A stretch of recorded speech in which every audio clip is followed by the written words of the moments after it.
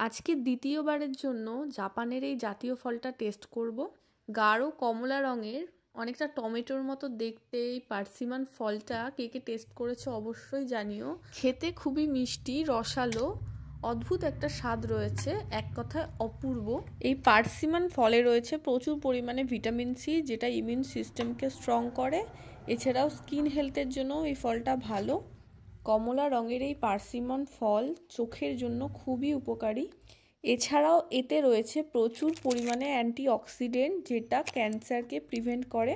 1 বছর আগে বাজার থেকে এই ফলটা কিনে এনেছিলাম, দাম নিয়েছিল 70 টাকা, কিন্তু এখন এই ফলের দাম মাত্র 300 টাকা কেজি। ফলের ভেতরটা অনেকটা সবেদার মতো, কিন্তু এই ফলে কোনো রকম বীজ থাকে না। বাজার থেকে কিনে আনার 2-3 দিন পর যখন ফলটা নরম হবে তখন খেলেই একমাত্র এই টেস্টটা বোঝা যাবে। আমি যেহেতু সঙ্গে সঙ্গেই কেটে ফেলেছি, সেই জন্য খুব একটা নরম হয়নি।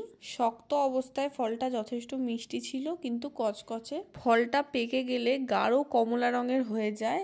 বাজারে যে ফলগুলো পাওয়া যায় সেগুলো বাড়িতে এনে 2-3 দিন রাখার পরে খেলে ফলটা খেতে খুব ভালো লাগে, খুবই মিষ্টি হয়।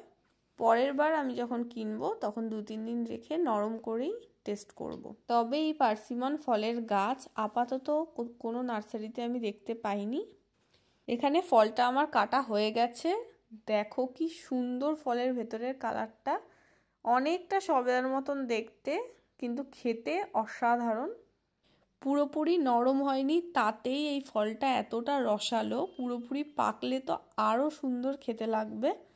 ভিডিওটা কেমন লাগলো অবশ্যই জানিও, ভালো লাগলে চ্যানেলটাকে সাবস্ক্রাইব করে দিও। Thanks for watching.